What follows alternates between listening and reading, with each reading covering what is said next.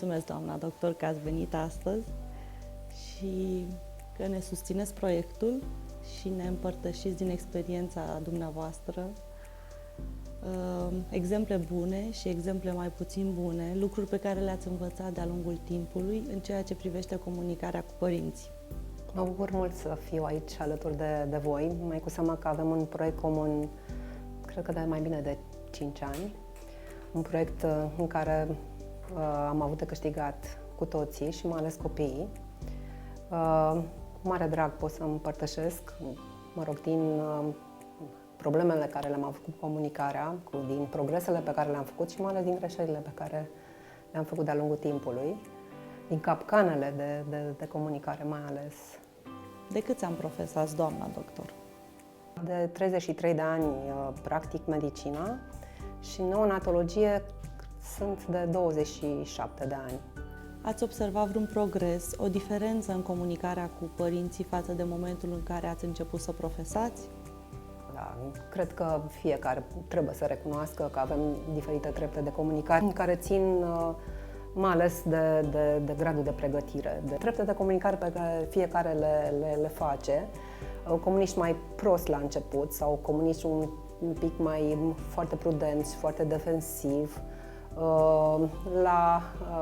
Apoi ajungi la un grad de comunicare în care te simți mai confortabil, în care poți să dai aspectele pozitive mai degrabă decât pe cele negative, adică poți să faci o prospecție, poți să dai o comunicare de perspectivă. Nu o învățăm în școală, nu o învățăm din manuale, nu există neapărat cursuri de comunicare pentru terapia intensivă neonatală. Dacă este o vârstă de gestație care este sub 28 de săptămâni, sub 26 de săptămâni, comunicarea este un pic mai circumspectă. Dacă, este, peste 28 de săptămâni, comunicăm altfel. Întotdeauna le spunem cuvintele speranță, răbdare, că durează mult, că e vorba de luni, de zile și atunci, în momentul în care le au perspectiva așteptărilor, unei așteptări de luni de zile, când le spui că durează, așa, atunci pot forma chiar o perspectivă care durează uneori 2-3 luni, dar la capătul căreia, vor învinge. Ar ajuta să fie ambii părinți în momentul în care le comunicați? Sigur că ar fi ideal, dar de obicei tatăl vine primul. Înainte de a merge tu să faci comunicarea asta, nu prea ai cum să-i pui, sau la un moment dat probabil că vom ajunge și la acest grad de comunicare în care îi punem pe amândoi a fi și mai simplu pentru noi. E o veste clar doborâtoare, negativă, doborâtoare, negativă și atunci el vine în întâmpinare întotdeauna să o primească primul. Și apoi îi mai prezentați și ei odată situația? Sigur că da. În măsura în care, ea solicită asta, că sunt mame care solicită asta. Chiar după ce ai vorbit cu tatăl, sunt mame care solicită să mergi să vorbești cu ele și vorbești, și le spui că poate n-au încredere.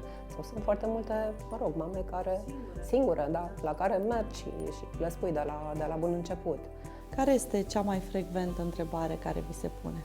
După ce îi povestești despre copil, se uită la tine și te întreabă, ați mai avut așa caz ați mai avut? Sigur că ne-am obișnuit cu această întrebare și așteptăm. Noi încercăm să-i răspundem, să le răspundem, de fapt. Că sigur că da, că n-am mai întâlnit, dar fiecare copil este un caz unic și fiecare are o traiectorie diferită, că are, de fapt, o evoluție diferită. Chiar dacă ei nu întreabă, noi încercăm să le explicăm, adică le explicăm la ce folosește incubatorul, ce tip de incubator este, cu ce este dotat incubatorul, ce face incubatorul, modul de ventilație, dacă este un mod de ventilație invaziv, non-invaziv. Așa, minim le explicăm că există un amestec de aer și oxigen cu o anumită concentrație, cu un anumit flux, ca să înțeleagă, o chestie minimă de fizică. Le explicăm în ziua respectivă, ce tip de alimentație primesc, lichidele care le vin prin ce modalitate vin, că este pe un cateter central, că pe unul periferic. Încercăm să le explicăm care e diferența dintre una și alta. După ce vine întrebarea, ați mai avut? Întrebarea aia, dar eu ce pot să fac? Cu ce pot să ajut? Da? Cea mai frecventă întrebare, tatăl o pune de obicei, cu ce pot să ajut, da. Din partea mamei asta îi spun, adică că cel mai mult ne-ar ajuta să înceapă procesul de alăptare și să se instaleze lactația și să meargă din mod ritmic, că asta va trebui să fie preocuparea ei de bază, că este singurul ajutor pe care nimeni nu-l poate da, numai ea poate să-l facă. Și trebuie să aibă un grad de răbdare și de înțelegere și de pricepere, să întrebe absolut tot ce nu înțelege. Simțiți asta la generația noastră de părinți, că nu avem atât de multă încredere în cadrele medicale? Știți ce se întâmplă? Lipsa de încredere nu vine în momentul în care, eu știu, copilul evoluează dificil sau în momentele critice, că asta am observat. Atunci? Nu vine atunci. Atunci te aștepți cumva. Nu. Vine tocmai în momentul în care copilul ajunge într-o stare de echilibru și copilul ajunge la un moment dat, în momentul în care nu mai este nici în terapie intensivă și ajunge undeva pe secția de prematur. Atunci, mamele, unele dintre ele care și-au pierdut probabil răbdarea sau au învățat foarte multe sau, așa au fost până la urmă, așa sunt structurate până la urmă să-și iasă din fire sau ăsta este caracterul până la urmă. În momentul în care sunt cu copii stabili, așa v-am spus, eu știu, respectul ăla sau din îngerii care eram la început, așa, făcătorii de minuni, devenim prestatori de servicii. Când sunt gemeni, atunci e foarte greu de comunicat și mai ales când sunt tripleți. Cum am avut cazul unor tripleți care au evoluat absolut diferit, adică fiecare pe o stradă. Da, fiecare pe o stradă diferită. Exact, adică, cum faceți să le spuneți? Fiecare pe o stradă diferită, adică, mamă, cu tripleți, profesoară, care părea că înțelege foarte bine, care procesează foarte bine, care părea foarte echilibrată și îi vorbeam, de obicei începeam cu cea care, hai să zicem, nu cu cea care evolua cel mai bine, care era, hai să zicem, într-o fază intermediară între cei doi. Cu ea începeam de obicei, pe urmă dădeam vestea foarte bună, ca, la final să fie un pic îmblânzită știrea pe care trebuia să o dau despre băiețel, care aparent trebuia să evolueze cel mai bine. Și nu știu ce mi-a venit să-i spun mamei că are o zonă de infarctizare în parenchimul cerebral, pentru că, fiind profesoară, m-am gândit că, înțelege, procesează, citește. Da, și ea zâmbea și spunea da, cu o mimică care a înțeles. Până când, el a scăpat de toate, eu știu,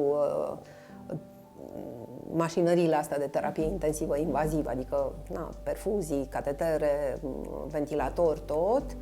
Și a trebuit să-i comunicăm că trebuie să meargă la neurochirurgie, că așteptăm, opinia unui neurochirurg asupra leziunilor cerebrale. Și atunci a realizat că e ceva și, mi-a zis că nu știe ce e parenchim. Și am zis, Doamne, Dumnezeule, dar și eu cum am făcut-o, știi, că nu mi-am dat seama, știi, dar asta e o greșeală de comunicare, că până la urmă trebuia să o întreb, chiar dacă ea... vorbeați o limbă străină. Da, pentru că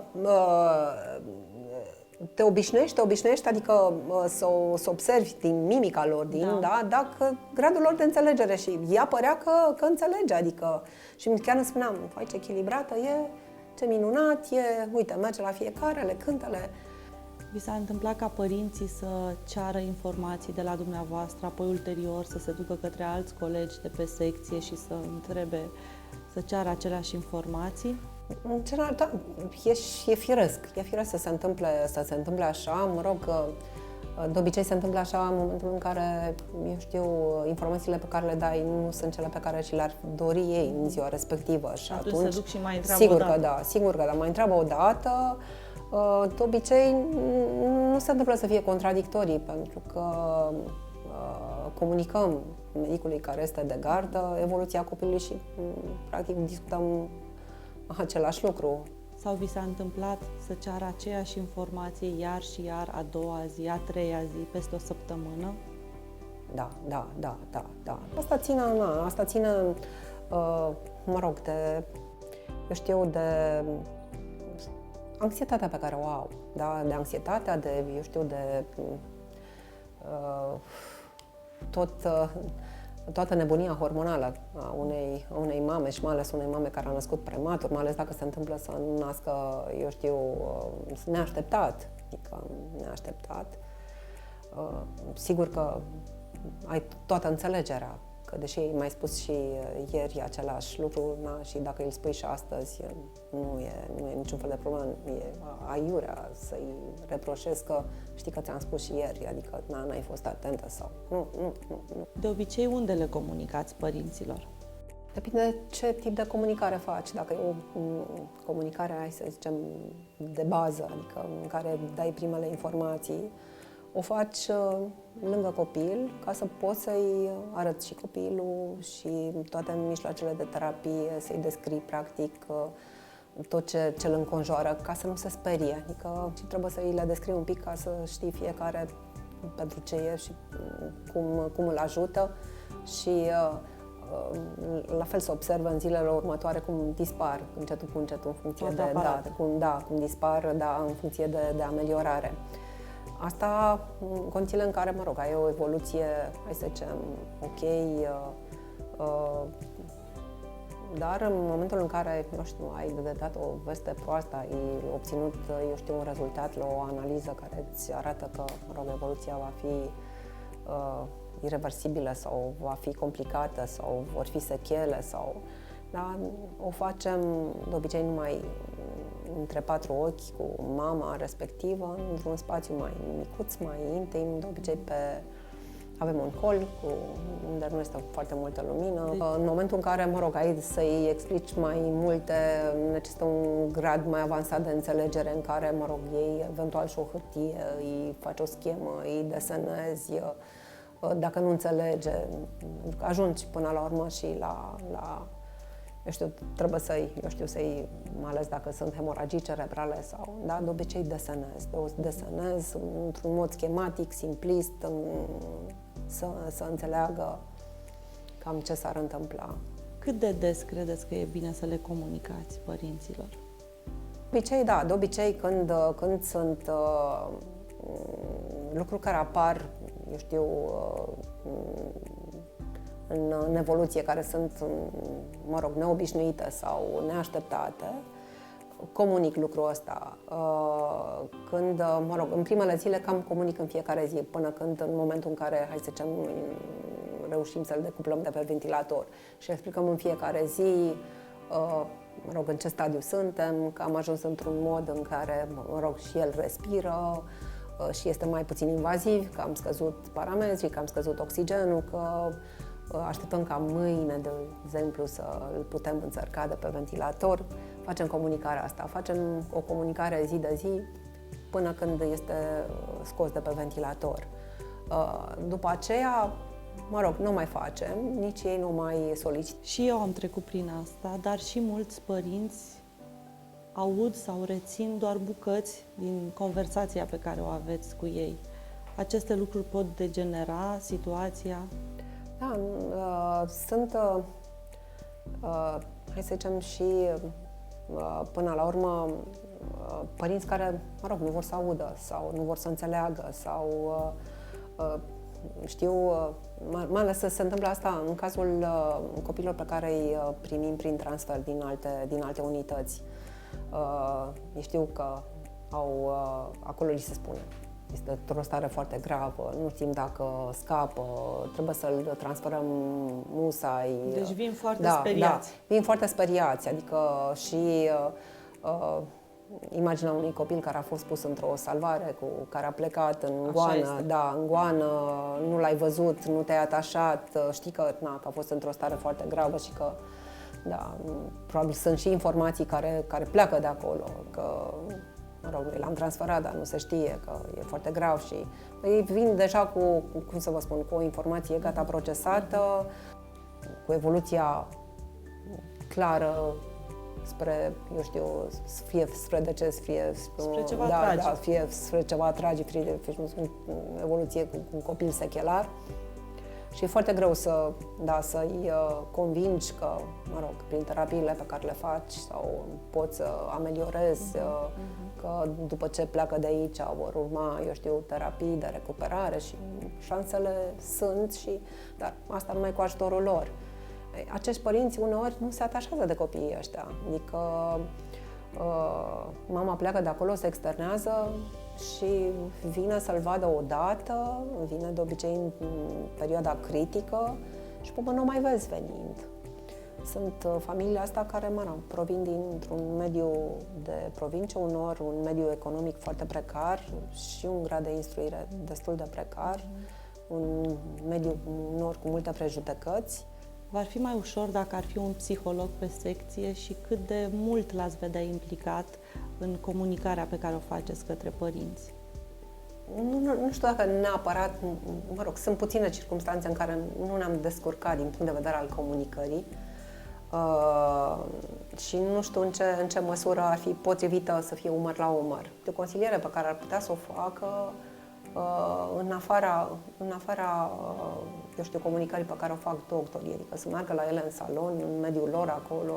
Cel mai util ar fi o comunicare după, adică sau, eu știu, noi medicii să le semnalăm că există o mamă care este foarte anxioasă, care, mă rog, e destul de instabilă, că plânge, că nu a înțeles sau trebuie ajutată, că nu are sprijin, eu știu, din afară. Cred că ar fi foarte utilă, mă rog, să-l facă niște programe. Sunt convinsă de asta că, dincolo de asta, mă rog, ele au un program foarte rigid, adică în care este, eu știu, structurat în funcție de orele de masă, adică de câte ori trebuie să colecteze laptele, de vizitele la copil, intră într-o anumită rutină. Sunt convinsă că le-ar prinde foarte bine, mă rog, și altfel de activități. Sigur că cel mai bine lor le-ar fi, mă rog, dacă ar pleca acasă și ar veni, eu știu, în vizită de 2 ori pe zi sau nelimitat într-un timp. Le vedeți mai stabilizate pe cele care sunt externate decât cele care sunt? Mult. Dar doar că nu au, cele mai multe nu au această posibilitate, că cele mai multe nu sunt din București. Și pentru multe, mă rog, o navetă zilnică, unele din ele n-au nici bani de bilete de autobuz, dar minte să nu facă zilnic asta. Vă rog să ne sintetizați exemple bune de comunicare pe care să le folosească cadrele medicale în comunicarea cu părinții. Empatie, în primul rând. Da? Să te pui măcar 5 minute nu neapărat în situația părinților pe care i-ai în ziua respectivă, ci așa, în general, înainte de a începe orice comunicare, adică, să spui că ai mai fost în filmul ăsta, că faci parte și tu din el, că, mă rog, trebuie să suprapui toate experiențele pe care le-ai avut, să încerci să te gândești că în cauză sunt doar ei și nu este interesul tău sau nevoia ta de a fi defensiv, de a te apăra pe tine. Trebuie să te gândești în perspectiva zilei de mâine, de poimne, a lunilor următoare pe care le vei petrece cu acești părinți. Trebuie să te gândești în perspectiva cazului respectiv, a vârstei, a patologiei respective, a experienței pe care o ai căpătat-o. Asta trebuie să-ți impui de fiecare dată, să ai răbdare cu fiecare, indiferent de cât de obosit, de neîmplinit, de supărat ești în ziua respectivă. Ei nu trebuie să vadă lucrul ăsta, trebuie să fii de fiecare dată, indiferent eu știu, de frustrările, de căderile tale, să aibă parte de cea mai bună și cea mai corectă comunicare.